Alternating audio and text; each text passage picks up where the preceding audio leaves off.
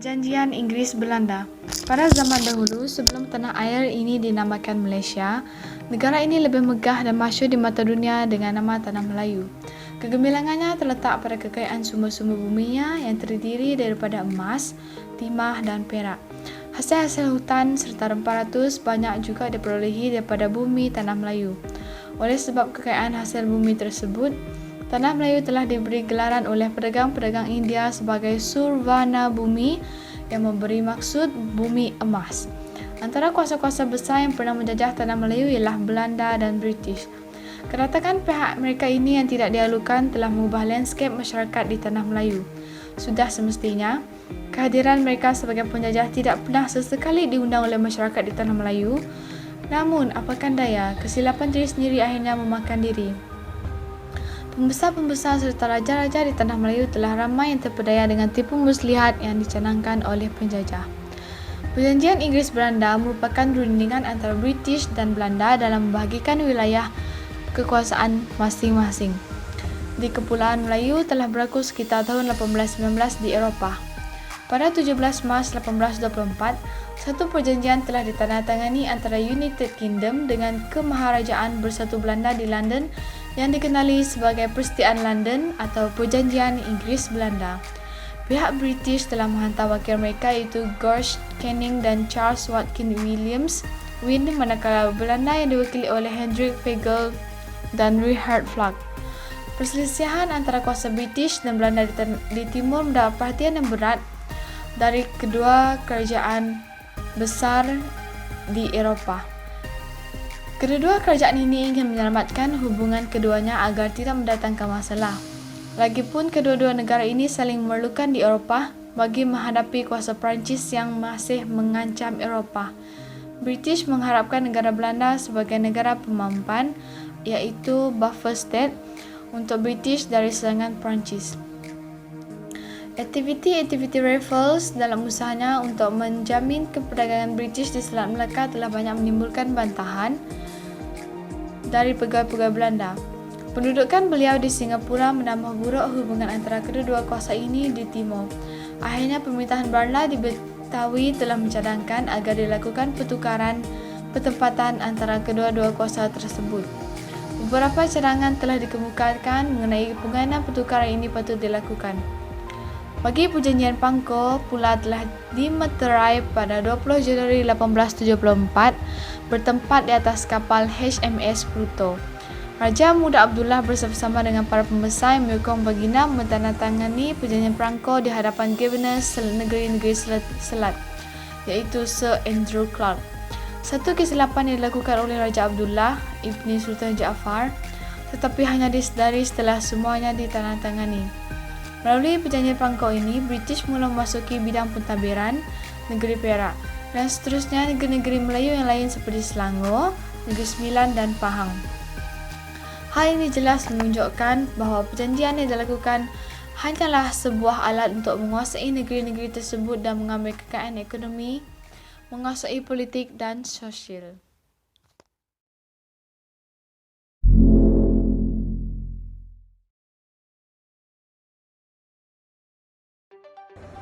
Bismillahirrahmanirrahim.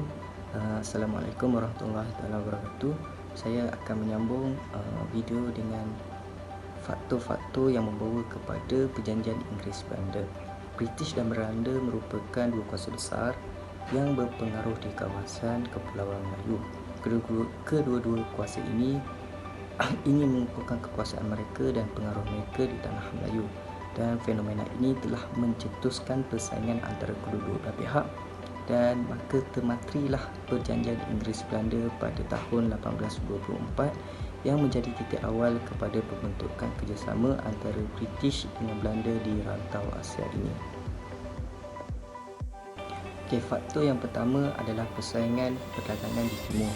Hubungan permusuhan di antara Belanda dan Inggeris telah berlaku sejak awal abad ke-17 lagi, kerana akibat daripada pembezaan dasar perdagangan yang diamalkan oleh kedua-dua belah pihak. Dasar monopoli perdagangan Belanda seringkali menimbulkan ketidakpuas hatian pihak Inggeris yang mengamalkan dasar perdagangan bebas. dan pemusuhan mereka ini telah memuncak apabila berlakunya peristiwa pembunuhan beramai-ramai di Arbon pada tahun 1623. Faktor yang kedua pula adalah dasar persahabatan Inggeris-Belanda di Eropah. Hubungan yang baik terjalin di Eropah adalah disebabkan oleh keperluan hidup yang saling bergantung dan saling membantu di antara satu sama lain. Dan Belanda juga ingin membalas budi baik Inggeris kerana kesediaan dalam menghulurkan bantuan pada Perang Napoleon 1795, dan ini terbukti apabila surat-surat Q pada tahun 1790 dan Belanda juga bersetuju untuk menyerahkan Pulau Jawa dan Melaka kepada British. Apabila perang tamat, Inggeris akan memulangkan tanah jajahan Belanda di Hindia Timur semula seperti Pulau Jawa diserahkan pada tahun 1816 dan Melaka pada tahun 1818. Dan faktor yang terakhir pula adalah masalah keuangan negara Belanda. Selepas tamatnya Perang Napoleon pada tahun 1815, Belanda menghadapi krisis keuangan yang teruk hingga meletakkan Belanda dalam keadaan muflis. Ditambah pula berlakunya pemberontakan Belgium, akibatnya telah kehilangan perusahaan, perkapalan dan perdagangan kepada Britain. Pada tahun 1815, hutang Belanda dianggarkan berjumlah 600 juta florin. Hutang Belanda dan Britain adalah sebanyak 144 juta. Justru itu hubungan baik dengan Inggeris amat perlu bagi menyelesaikan hutang mereka. Demi memelihara kepentingan kedua-dua belah pihak, maka satu perjanjian telah ditandatangani antara Inggeris dan Belanda pada tahun 17 Mac 1824 di London yang dikenali sebagai Perjanjian Inggeris-Belanda dan Convention London. Oleh itu, Perang Dingin antara Inggeris dan Belanda dapat dipulihkan. Sekian, terima kasih.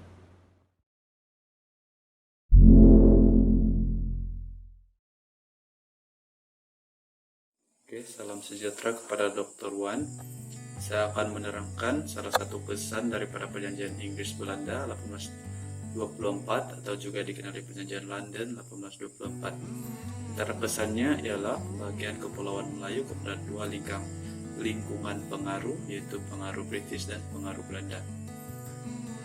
Dalam hal ini, Selat Melaka dan Singapura dijadikan sempadan pemisah antara dua kuasa penjajah ini. Pemisahan Kepulauan Melayu kepada dua bahagian jelas meminggirkan kedaulatan raja-raja Melayu, di mana Raja Sultan Johor telah dipaksa untuk menandatangani perjanjian penyerahan Singapura pada tahun 1824. Seterusnya, perjanjian London 1824 ini juga telah menyebabkan pembentukan satu geopolitik yang baru, di mana di kawasan British yaitu tanah Melayu, manakala di kawasan Belanda dikenali sebagai Hindia Timur Belanda. Akhir sekali pembagian dua pengaruh ini telah wujud sehingga ke hari ini, di mana pengaruh British dikenali sebagai Malaysia pada hari ini, manakala pengaruh Belanda dikenali sebagai Indonesia. Sekian, terima kasih. Seterusnya kita akan membicarakan tentang kesan kedua yang dapat dilihat hasil daripada Perjanjian Inggeris-Belanda 1824 ini, ialah keagungan Empayar Kesultanan Johor Riau telah tamat akibat pembahagian kuasa pengaruh British dan Belanda. Hal ini demikian kerana Perjanjian Inggeris-Belanda ini telah menyebabkan British lebih mudah untuk meluaskan pengaruhnya di Johor dan Singapura, iaitu merupakan pusat pentadbiran Empayar Johor Riau. Seterusnya, Perjanjian Inggeris-Belanda ini juga telah menyebabkan Empayar Kesultanan Riau Lingga telah tamat. Perjanjian Inggeris-Belanda yang dibuat untuk menjaga kepentingan kuasa penjajah di rantau Melayu telah menyebabkan Kesultanan Riau Lingga terpaksa hilang Kepulauan Melayu. Tindakan Belanda yang meluaskan pengaruh di Kepulauan Riau Lingga yang diperintah oleh Sultan Abdul Rahman adalah menjadi titik permulaan kejatuhan dan penamatan Kesultanan Riau Lingga. Pertawakan Belanda di Kepulauan Riau telah membawa masuk sistem residen untuk mentadbir wilayah Riau dan perlahan-lahan sistem residen yang telah dibawa masuk ini menghapuskan bidang kuasa pemerintah tempatan. Kemuncak kepada pertapakan Belanda di Riau Linggar memuncak pada tahun 1911 maaf. Okey, apabila pihak Belanda telah secara rasminya telah menghapuskan institusi Kesultanan Riau Linggar. Penghapusan institusi menandakan permulaan yang menunjukkan kuasa sultan tidak lagi penentu kepada pentadbiran wilayah dan digantikan sepenuhnya oleh sistem residen. Wilayah Kesultanan Riau Linggar juga telah berpecah setelah Belanda menghapuskan institusi kesultanannya. Contohnya, wilayah jajahan Riau Linggar seperti Pahang telah bebas daripada Riau Linggar dan diistilahkan negeri yang bebas dan berdaulat oleh bendahara pada tahun 1835. Okey, seterusnya Perjanjian London atau juga dikenali sebagai Perjanjian Inggeris Belanda 1824 telah menyebabkan hubungan antara Inggeris dan Belanda menjadi regang. Pertelingkahan antara British dan Belanda di timur masih berterusan kerana keengganan Belanda memenuhi atau mematuhi syarat Perjanjian London 1824 tersebut. Pihak Belanda masih terus mengamalkan monopoli rempahnya di Hindia Timur dan masih mengenakan cukai yang tinggi kepada pedagang Inggeris yang berlabur di Batawi. Di samping itu, Belanda juga telah mempersoalkan Belanda sebagai sebahagian daripada wilayahnya. Akan tetapi, pihak British telah berjaya menyelesaikan masalah tersebut dengan membuktikan Labuan adalah berada di kawasan jajahan British. Pertelingkahan British dan Belanda ini berlaku disebabkan tindakan Sultan Brunei menyerahkan Labuan kepada Syarikat Hindia Timur iaitu dikenali sebagai HSDI pada tahun 1846. Belanda telah membantah tindakan itu kerana menganggap Labuan berada di bawah pengaruh mereka iaitu di Selat Singapura. Oleh itu, Perjanjian London 1824 sedikit sebanyak telah meregangkan hubungan dua buah kuasa penjajah di rantau Melayu kerana kedua-dua kuasa ini ingin mengaut keuntungan ekonomi. Okey, akhir sekali ialah dalam Perjanjian Inggeris Belanda 1824, syarat ketiga perjanjian ini adalah British dan Belanda mempunyai tanggungjawab yang sama atau bekerjasama untuk mengatasi masalah lanun di Kepulauan Melayu. Walau bagaimanapun Belanda enggan bekerjasama dalam menangani masalah lanun di Kepulauan Melayu. Belanda hanya bertindak membanteras dan menghapuskan kegiatan lanun di perairan Hindia Timur sahaja. Keadaan ini menyebabkan Inggeris yang berusaha keras untuk menghapuskan kegiatan lanun di Kepulauan Melayu iaitu Selat Melaka dan juga Selat Sunda. Keadaan ini telah menyebabkan hubungan kedua-dua menjadi regang kerana keengganan Belanda mematuhi syarat-syarat Inggeris Belanda 1824. Itu saja.